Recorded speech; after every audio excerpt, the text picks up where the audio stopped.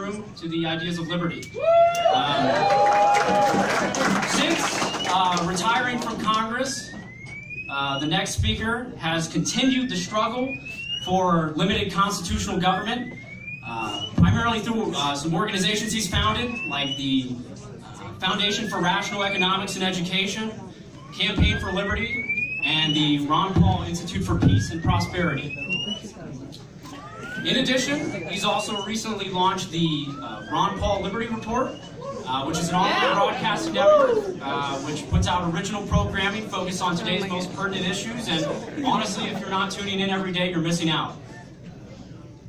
In addition, he's also a best-selling author. All of his books are great, and most recently published Swords into Plowshares, talking about American history of war, foreign intervention, and the prospects of peace. Everyone, please welcome Dr. Ron Paul.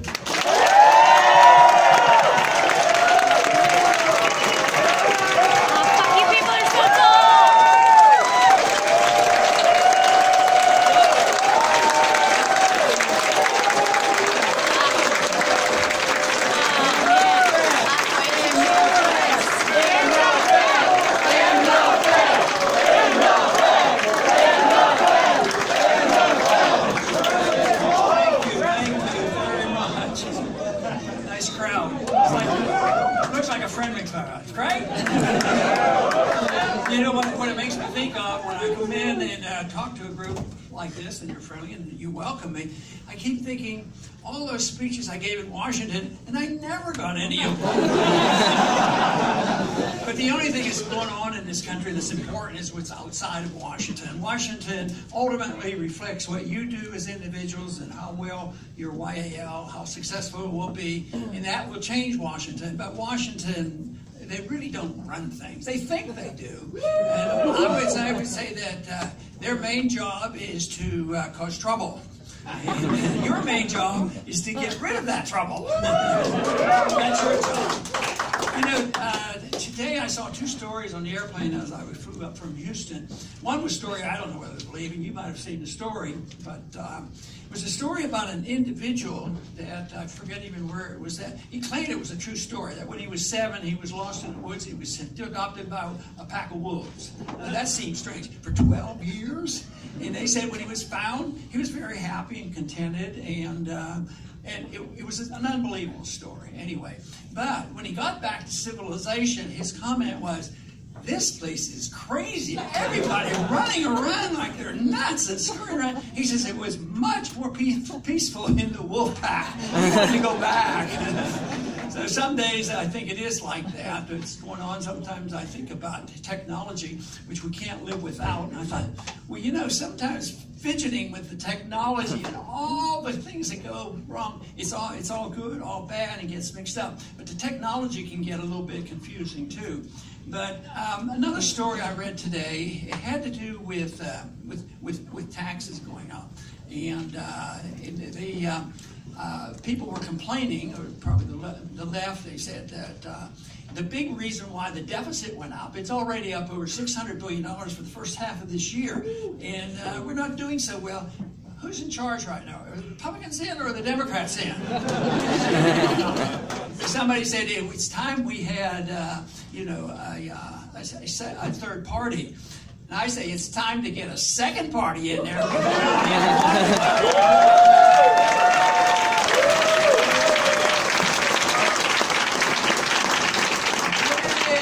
Way too much of bipartisanship. The budget. Who passed the budget? It was Pelosi and Paul Ryan. It happens all the time. Who read it? Nobody got to read it. It is criminal. That is why what you're doing and trying to change the future is with people like you or your age, and the future is with liberty. Liberty actually is a very young idea, and authoritarianism has been around since we've had recorded history. So there's stories now that are out that they're talking about. The libertarian moment is done and gone. We had it a year or two ago. Ron Paul had a blip. It's gone, and that was all there is to it. But I'll tell you what. Whose time is the moment is gone is the progressive era. The progressive era.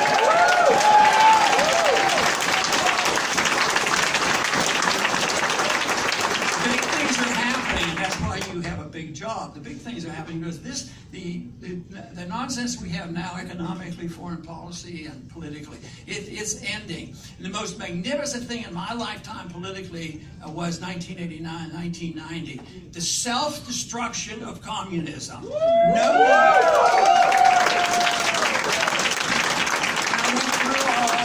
All these plans for the nuclear holocaust. I was drafted during the Cold War in the 1960s. We didn't need to do anything. Did we defeat them by building more weapons than they had? I don't believe that story. And what I believe is that communism was doomed to fail. And this is what Mises said way back in 1912. It won't work. It'll work temporarily until they consume their wealth and it collapses. That's what's happening here, and that's why you have an opportunity. But the part of the story I read on this taxes and the reason that the deficit was going up is that those people went and they passed a tax cut. And I guess you could add up and say, well, we cut taxes and that maybe added to the problem. Of course, my position on that was always vote for tax cuts, no matter what. Their explanation was it wasn't the good or bad aspects of the taxes, it was the fact that it was an unfunded tax cut. Now think of that. It's unfunded. And this to me, I think, is a very important point because this is the psychology and the acceptance in Washington, Republicans and Democrats, is that you fund a tax cut. Now, if you're all overtaxed and I cut your taxes, why do I have to fund it? I'm just giving you back your own money.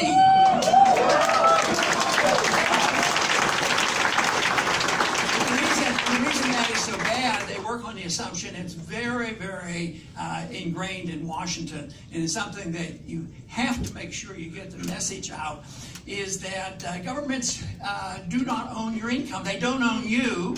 They shouldn't own you. They shouldn't own your life, and they shouldn't own your income. When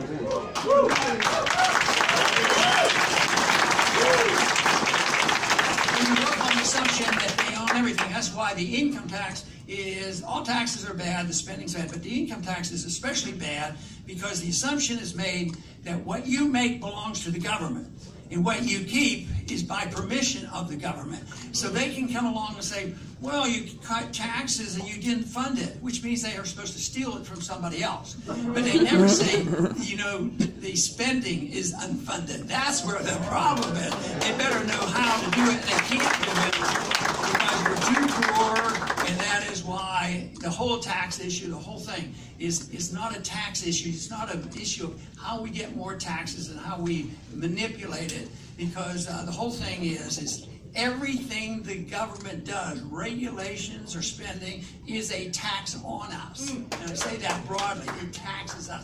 And that is the problem. Government is too big. The goal should be to shrink the government. The founders tried their best to give us a guideline and say, well, the government should be very limited. There should be virtually a very small federal government, and that the purpose of government, from their viewpoint, is to protect liberty. It's no more complicated than that.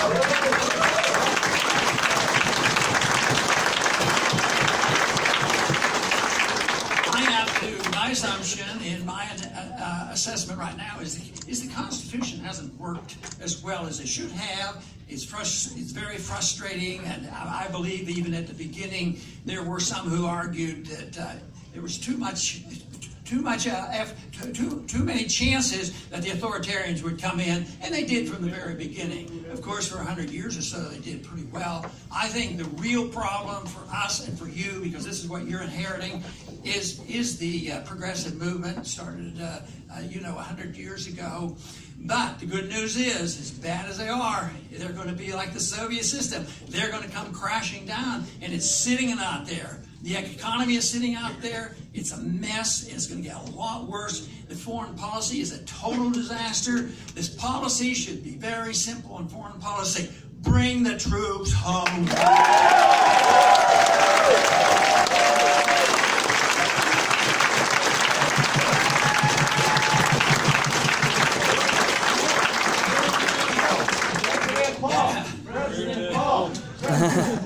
Next time. I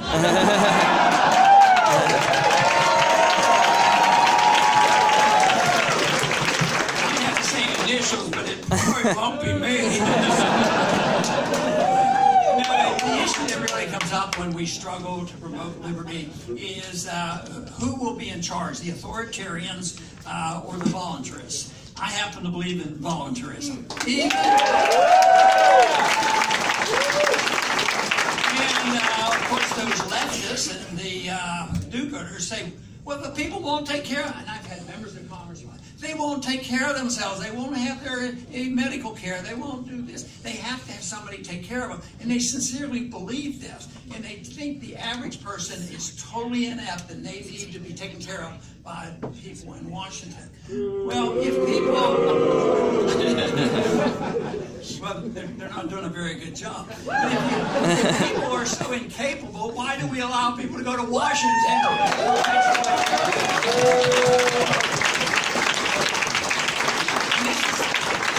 Reason you argue the case for voluntarism and independent people making up their decision.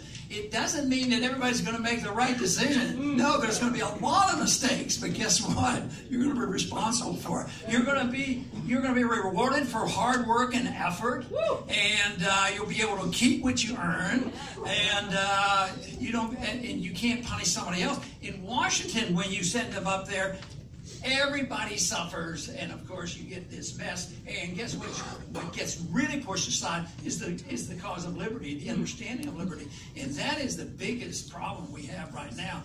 People don't, the average person right now isn't yelling and screaming, I want my freedom back.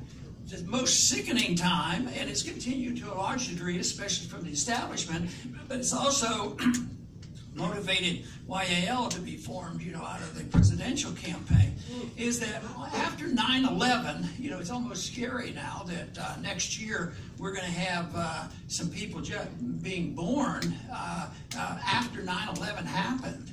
Because we've been there 17 years. So next year, the 18-year-olds could be over there fighting this ridiculous war. So we have 9/11, a total disaster, but it's understandable. And yet, what did we do? One of the first things we did within a week, which just drove me nuts every single day, even concluding today, is going through TSA.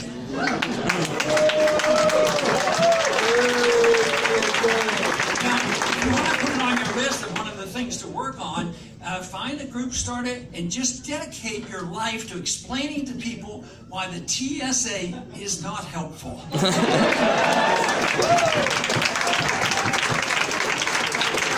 I complain all the time because I usually have to go through the terrible experience of being broke. It's rather sickening. But the whole thing is, you say, well, but the people told me, and my constituent told me, but Ron, we know you're right, and we want you to protect liberty, but there's a limit. We have to sacrifice liberty in order to be safe, and that's a lot of baloney. You never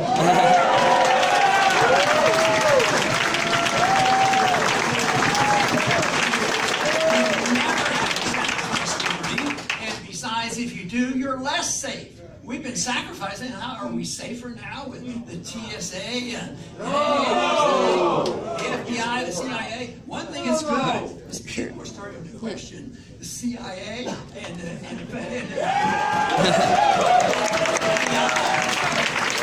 remember I've been an opponent of these groups for a long time, but this is going mainstream. This is why people are questioning. The majority of people who are with us, they don't believe government anymore. That is healthy. Part of the principles of liberty is the fact that there are some rules. It's not like it's lawless. I mean, it's a libertarian society. It has rules. One is that you don't get bailed out if you go broke. There's also other rules, and they're fundamental, and they've been known for a long time, thousands of years. You shouldn't lie, you shouldn't cheat, you shouldn't steal, you shouldn't kill people. But you know what my suggestion is, and it comes from the fact that I've read the law. If you and I aren't allowed to do that, lie, cheat, steal, or kill, let's make sure the government's not allowed to do that.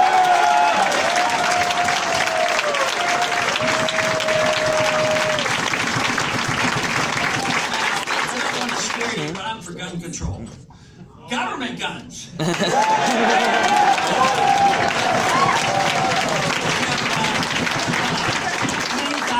federal bureaucrats, and none of them deserve a job, and they carry all the guns. All these rich people that want to take away our guns, they're protected a whole lot by guns. Somebody was showing some pictures the other day in California of all the very, very wealthy people protected by all their guards and security. And guess what? California, they sort of take a soft position on illegal aliens, even if they're criminals. I guess you've heard that story.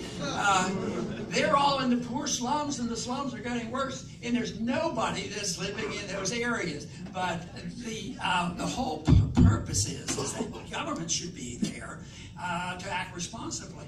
But government shouldn't be allowed to lie to us, you know. And that's basically all they do. They don't call it lying; they call it fudging, you know, or bending the rules or changing the statistics. How many times have you heard that we have gone to war based on a lie?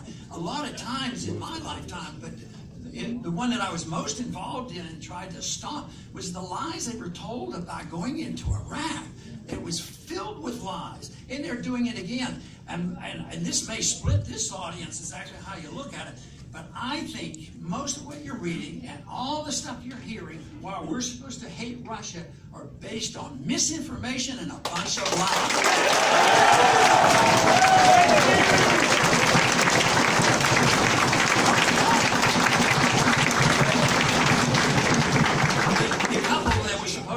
Poisoned by Putin's gas. I think that's so far removed, and fortunately that's getting reversed. There was an article the other day that I think deserves attention, and people give you trouble if you take the position, well, I think this is way out of proportion. Suggest to them, prove to us that they didn't have a bad case of food poisoning.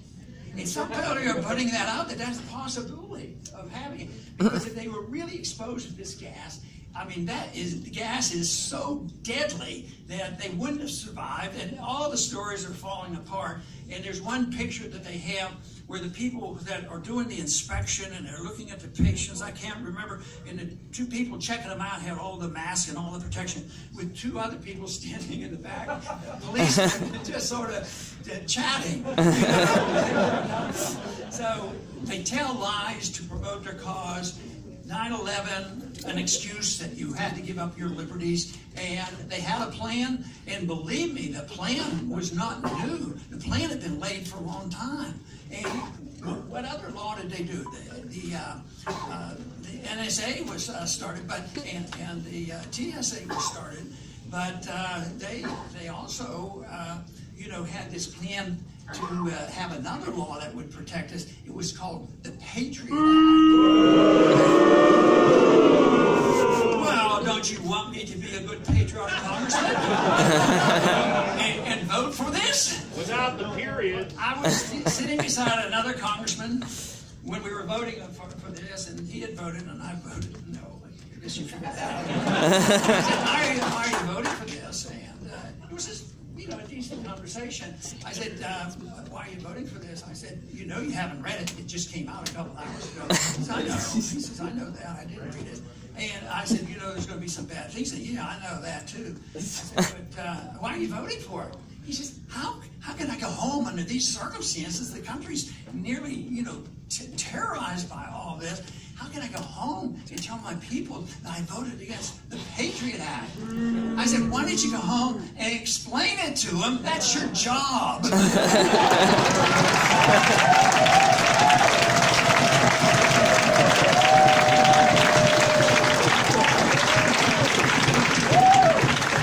He didn't change his vote.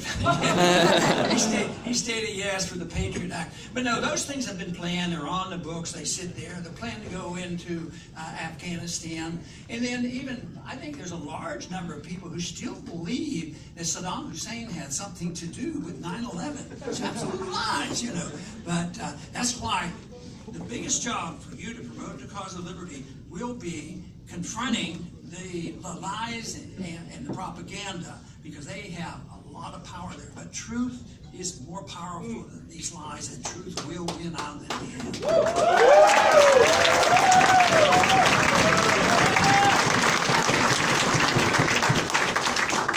But the people will people need to be encouraged that liberty is not dangerous. It's the government that provides the danger, so it should be very limited. The founders tried their best, but it's really not working.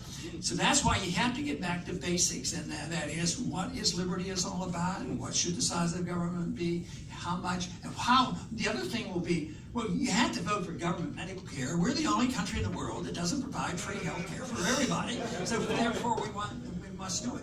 Well, you have to have answers for all those issues. And this idea of, what about, we wouldn't be safe on the airplanes if you wouldn't have TSA. I said, well, maybe it would be sort of like, I used two analyses of that. One of the companies that haul around armored truck to carry money, they seem to keep their money pretty safe.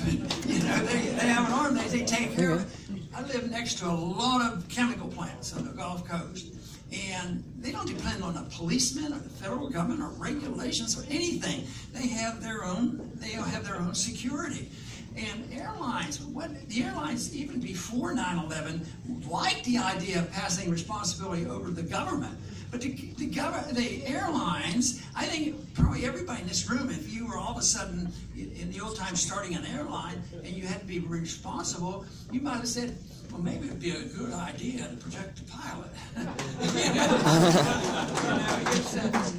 So no, you could have you could get all the safety you want.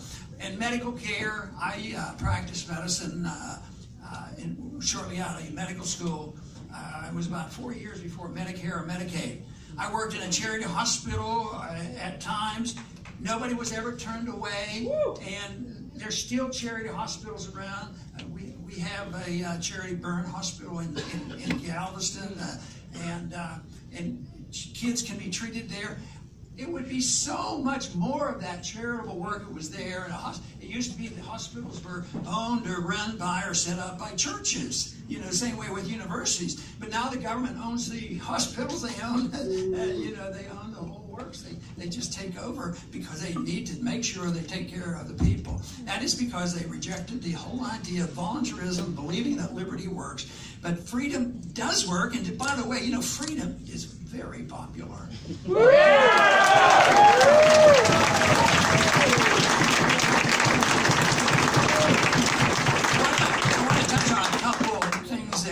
We're all confronted with because the propagandists have an edge. And that is what's going on in college campuses. And so many of you are still involved in college campuses. And from the evening news and what you read about, the cultural Marxists own the campuses. They get all the attention, but they don't even believe we exist. And numbers aren't the most important thing in the world. It's the power of the idea and the determination of the ideas. But what has to be convinced is that there are people out there. You have to have met some other people, you know, that aren't cultural Marxists. And we have to find, you know, be able to get the information out. Where do they get their money and what is their purpose? Chaos is their goal. And they are doing a pretty good job. And it's rather, messy on what they're doing. And it's done by a lot of money. I mean, this whole thing on this gun issue recently, that couldn't have been spontaneous. The only thing recently that I was sort of involved in that was spontaneous that I thought was just great, and that was in 2007. We were in the early parts of the 2008 presidential campaign, and we had a celebration day, which was some spontaneous, and that was the Tea Party Day. And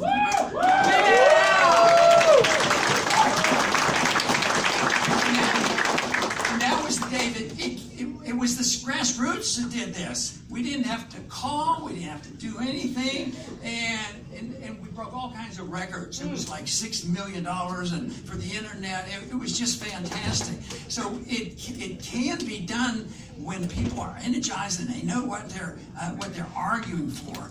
And necessity is going to get much greater. And I think there will be a time that you're going to see the disintegration of what we have. The financial system, financial situation in this country, and you're inheriting, is shaky, believe me, and that's probably an understatement, because it's built on debt. I keep thinking of our economy as being a high skyscraper, and the skyscraper keeps getting higher and higher, and what do they build layer after layer? It's debt. Debt, debt, debt, and then they monetize the debt. And I think it's wobbling, you know, and they come around, and they've been able to do it for decades now. They patch it up here and patch it up here. But this last go-around, the QEs, the QE4s, you know, $3.7 trillion they put in there, and they really haven't recovered. If you study the job program, they're part-time jobs, and the real growth is not there. So it's very shaky, and this system is very shaky, and it will come down. And there's more talk now of monetary reform. And they talked a lot about it in 79 and 80 when they got, after a year they were off the gold standard, Bretton Woods, they were talking about it, but they're talking a lot now because countries are coming and they say, oh, the Americans hold our gold. We're going to repatriate. We want our gold to go back. So they're thinking about that, and they're thinking about the reforms. And I think that there'll have to be a reform, and how it occurs is difficult to say. But it is chaotic. It would fall into the hands of those who like chaos, and it'll be used for the authoritarian to say, well, we need more power, more spending, and more redistribution.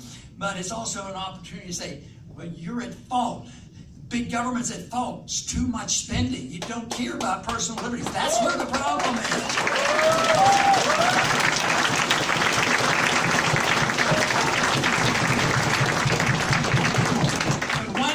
That Republican Party and the Democratic Parties are like this, and even though they'll argue a little bit, you know, on the in the general debate, and that is on foreign policy.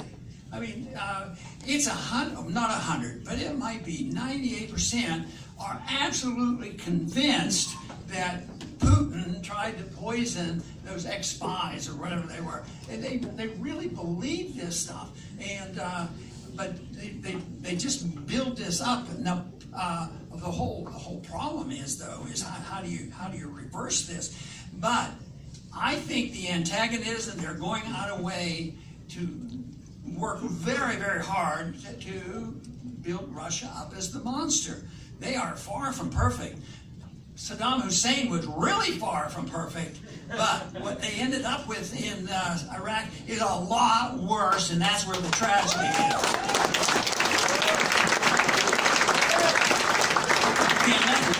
In Iraq, he had nothing to do with 9/11. He had a Christian in his cabinet, and Christians lived in that country, and there was a relative peace with an authoritarian in charge. But it is, when you think of the people that have died, and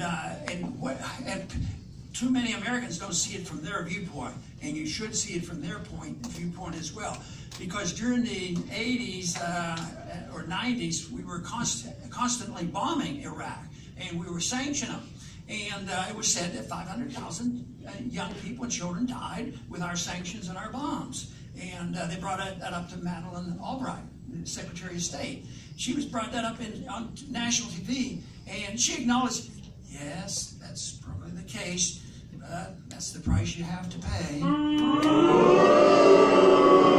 But can you imagine what the Arab countries and the Muslims would think? You know, so yes, they have their problems, but the only problems that we have the immediate moral responsibility for is here.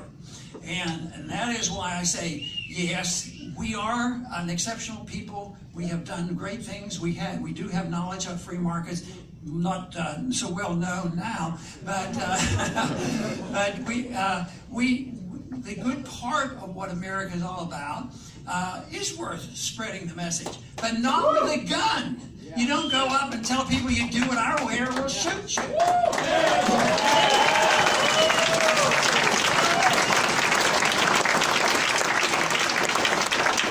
Our foreign policy is based on, two choices.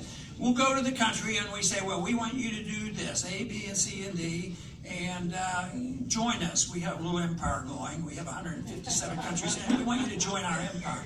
And, well, they're not very rich and they don't want to take us on. And besides, we control the reserve currency of the world, so I guess we'll go along with it. But then you have somebody come along and say, well, we're sick and tired of you. We might use an alternative currency. We might use the euro or have our own currency. These guys get killed over this, you know. And this is the real problem, because the people will decide that we can't trust them. But if they do exactly what we tell them, we send them a lot of money. We just feed them and give them all the foreign aid and take care of them and bail them out and the whole work. So we are very, very powerful. But I consider most of those policies as being immoral, and ultimately is very destructive to the cause of liberty. And but it's one of the hardest issues to deal with from a conservative libertarian viewpoint, because in Washington, the military-industrial complex is super powerful. They're super powerful, and you take the F-35. Anybody know about the F-35? Bad, really bad. And it's going to be trillions of dollars that they're going to spend on it. Guess how they get everybody to vote for it? They put parts of that plane that's built in 50 different states, and then they use it. No, and I keep saying, an airplane? I thought we used airplanes in World War II. What are we doing? And they're always building weapons that only could be aggressive weapons. Way back when I was in office, they were building more tanks. I said, when are we going to have this tank attack? Are the Russians going to come through Alaska? Or where are they going to come? It's about building weapons. And believe me, there's been no cutback on that. No wonder the budget, the deficit went up over $600 billion this first 6 months, because we're going to have more money on infrastructure, more money on the military, and, you know, we ended up, the executive branch, the president asked for some, and then the Congress boosted it up another $60 billion. And so it's, the numbers don't work. And we print the money, and it's going to be interest. It's going to be a real tragedy. But you know, how do we look at this on a positive light? The one thing is, ideas have consequences. Good ideas have good consequences. And as some have said, I think Samuel Adams said, it's an idea whose time has come. Armies can't stop you. So your ideas can't be stopped because of the control of the media or the government. You should be aware of it, because right now they look like they're going to be very authoritarian on surveillance and the use of social media. So it isn't. But ideas can be spread by word of mouth as much as anything. This whole idea that Cliff talked about, how do you win an election? You knock on a door and talk to somebody? Now that's revolutionary.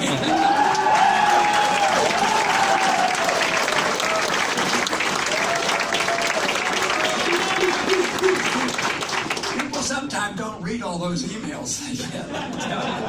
But they will remember. I know early on when I was in a tight race, and I knocked on 10,000 doors, and I think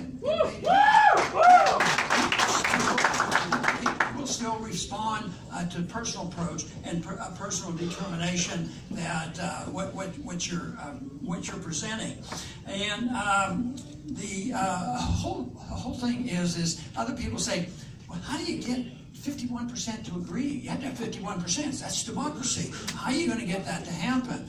Well, it's not a numbers game. It is the philosophy, and you have to remember that if you don't strive just for the majority, eventually you have to have the majority endorse what you're doing. But you get an irate, tireless minority, keen on starting brush fires of liberty.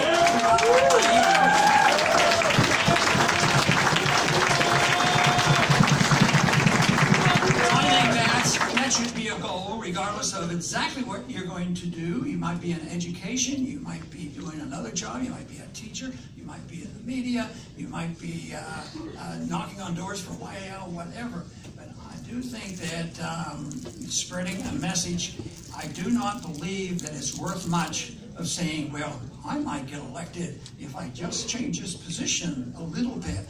Don't go along with that.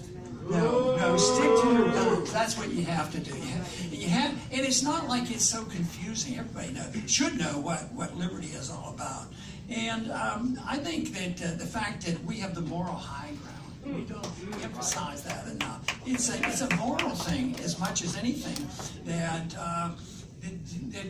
you know, it's the idea of an individual having a right to their own life and a right to take their risks. And it's not like things are going to get worse. The economy doesn't get worse.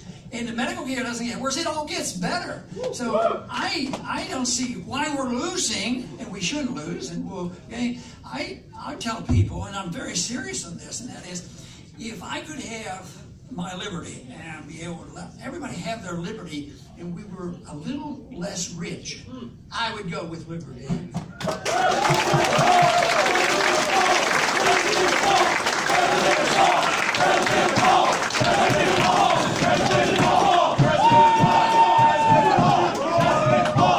But guess what? You don't even have to make that choice. Things get better with liberty. The economy gets better. The freer a society, freer a country, the more wealth there is, and more, you know, more prosperity.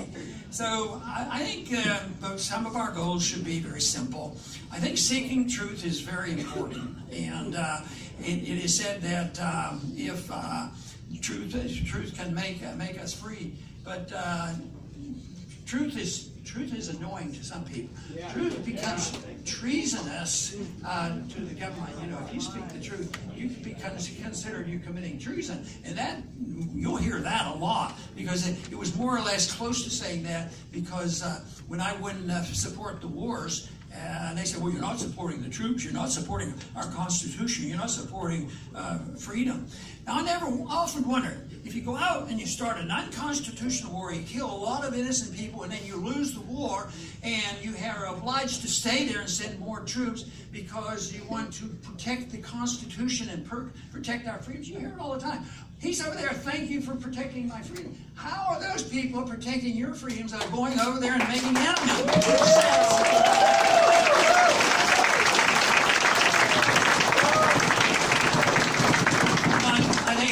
Should be seeking the truth, and that's what government fears the most. They cannot stand, you know, the light of truth. And in doing this, you seek knowledge, and of course, I say a little prayer now and then about I think having wisdom helps you, because you can stack your brain with a lot of stuff, and I consider that knowledge. But you also have to have wise choices. And it's not related to IQs. Have you ever noticed there's some people who have good IQs, but they just as soon take your liberty away as anybody else? So we have to get people to understand this combination. But then also, I think what it requires is a little bit of courage too, because it's a little bit intimidating at times. You know, you have to stand up. And somebody said, well, how did I put up with that stuff and about all the stuff you had to put up with? I said, I don't know how it happened. I don't have an explanation for it. All I know is the longer I was there, the more I was convinced that this place is gone nuts, and I am not going to stand down and report them. It's a mess, and I think... Love you,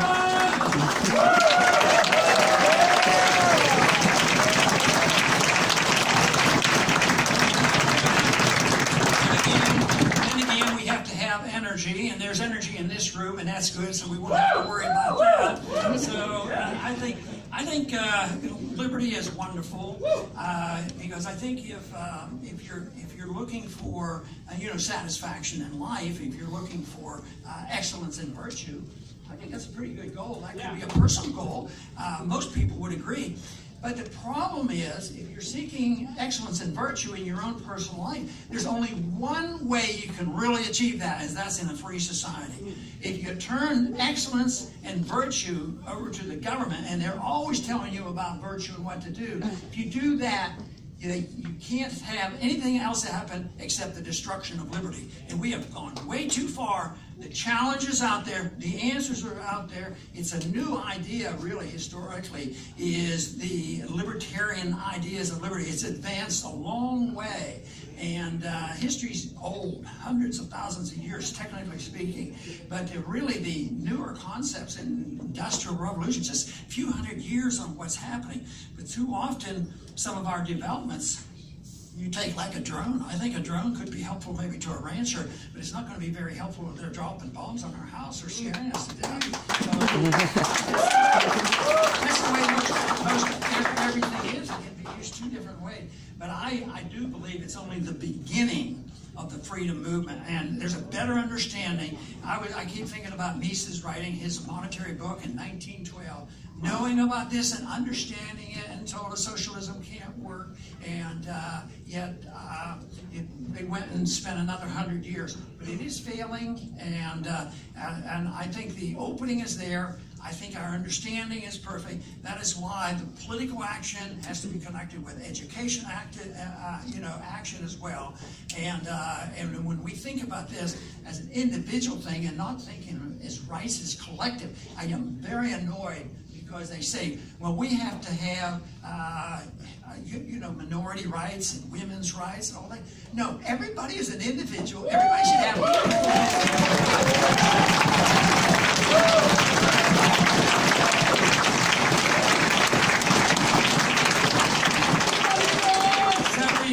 the other advice I give a lot of the audience I talk with, I don't really need to tell you, because I think if you get involved and you're serious and you're reading and it's serious problems out there, is rather than getting despondent, ally yourself with like-minded people, go out and do your work and educate yourself and others, and then have fun.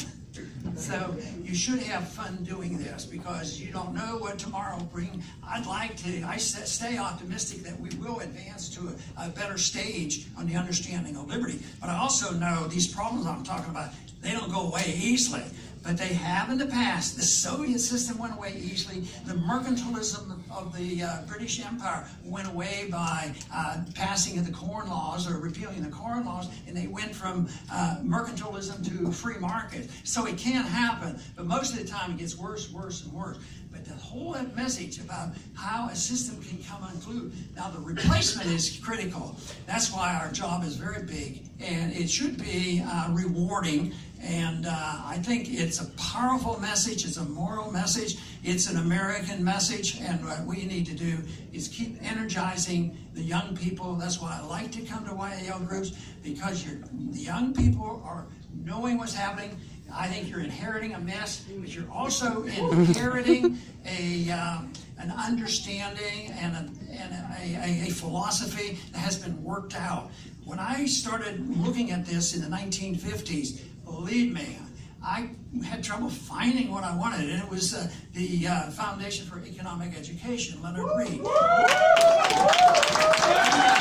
became friends with him, and I got a lot of books from him. But now it's easier. There's no excuse. I mean, that doesn't mean you read everything you read on the internet, you believe. But you can find good stuff out there at the click of your clicker, and get what you want. And that wasn't available. It's more available now than ever before. So there are no excuses. And believe me, there's a lot of satisfaction in it. So I wish you well. Continue to do the great job you've been doing. Thank you.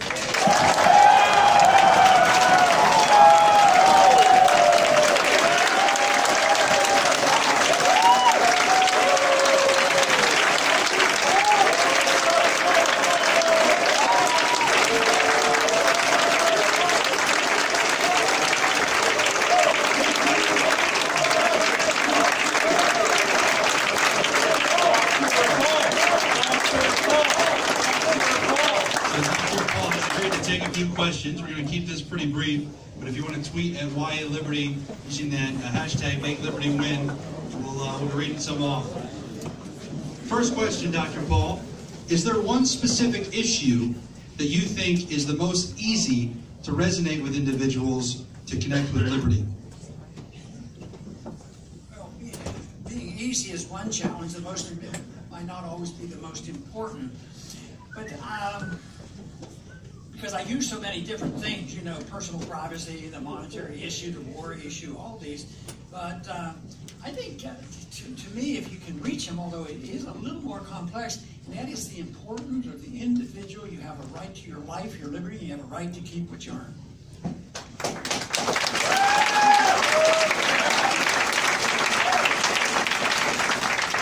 From all your years in Congress, what was your favorite moment? Well, I could try to be funny when I left. It really wasn't that bad. It was, nobody else forced me into that. Even though when I went, I didn't think I was going because I got interested when the Bretton Woods broke down in the early 70s, and I told Carol, that's my wife, I told her, I said, I'm going to run for Congress because I think they don't know what they're talking about on this monetary issue. I'm going to go out and talk about monetary issues. She said, well, don't do it. She said, you have a nice medical practice. We have a large family. Everything is going well. She says, it could be dangerous. I'm not going to be dangerous. She said, you could get elected. She said, I assured her that was not possible. There were no one, I can't think of any other one particular moment. There's probably been small instances that sort of impressed me. One thing that Leonard Reed taught me, he says, the first job of an individual is responsibility to oneself, and that is to learn, to study, and be confident. And if you do that, you don't have to go and grab people by the collar and say, you do it this way. That was the wrong approach. And he would say that if you are knowledgeable and you're confident, believe me, there'll be a place for you, and they'll come and seek you out. And I think that's was a bit of information from Leonard Reed. What was your first reaction when Audit the Fed passed after you had spent nearly 40 years in Congress? Well, it proved to me that, well, first thing is I didn't know that, I did think for a minute that meant that the major victory was won. But it was a major step in the right direction. Because when I went to Washington, nobody talked about the Federal Reserve. It was just taboo, and nobody cared about it. And to me, it was a sign of a victory that I knew that I essentially was powerless, in Congress, because I had enough seniority. I could have been the chairman of the banking committee. All I had to do was sell my soul. And, I didn't feel like doing that. And then I raised about $25–30 million to buy your way into a chairmanship. So, but my approach was reaching outside of Washington, and with the various groups, Campaign for Liberty was one. Woo! But we went outside, and they, in turn, went to our congressman. And they went and lobbied their congressman, and we had every single Republican voted for it, and a bunch of Democrats. And so that, to me, showed success by doing this in a different way, rather than what most people say. I think one member of Congress, when I first went up there, I asked him, I'd like to bring this bill up on so-and-so. He says, yeah, okay, I think I can do that, Mr. Chairman. He said, but what vote are you going to give me? That it was always a trade-off. So, but when you do it this way, when you go to the grassroots and change their minds, they will change Washington. Washington is a reflection of the people. So when the people believe in liberty, Washington will believe in liberty. Who have been the most influential figures in shaping your liberty-minded philosophy? Well, there's been quite a few, but I've already mentioned Leonard Reed, mainly because of tone and strategy and how to do it, and the importance of education. And I guess the people who have, did you say political, or did you say just anything? Who shaped your philosophy? Oh, yeah, I mean, it's through the Austrian economics of people. Leonard Reed, Mises, I heard Mises lecture. I've had dinner with Hayek before he died, and Murray Rothbard was a good friend.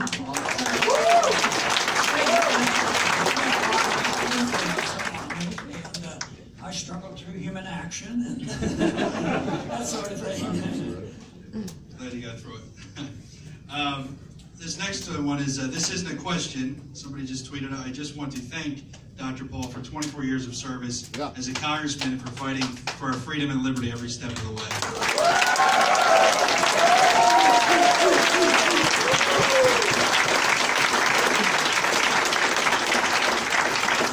The last question I have, I know you said a few of these comments, but just as a final send-off, what advice would you give to young people who are out there who might be feeling a little beat down by the current state of affairs, to just kind of keep them going, keep them pumped up, and realizing that we do have a path to victory? Well, there's no magic. You have to realize how important it is.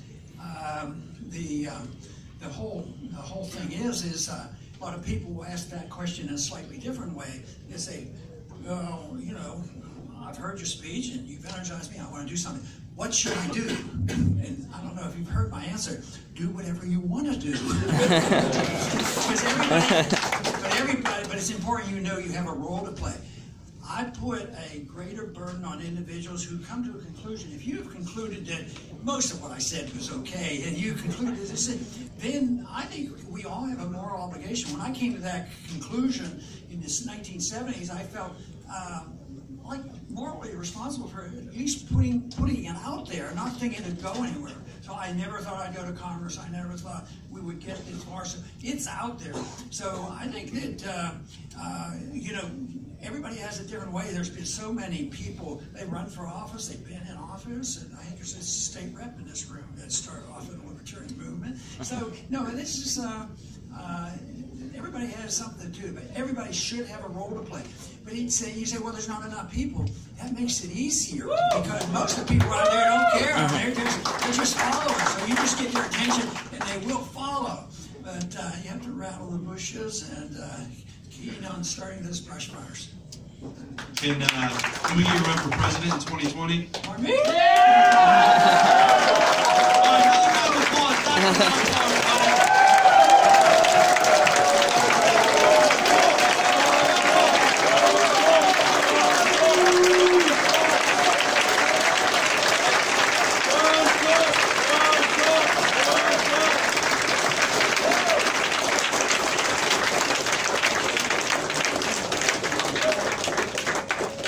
Thank you so much, everybody. A few cool announcements. We do have T-shirts.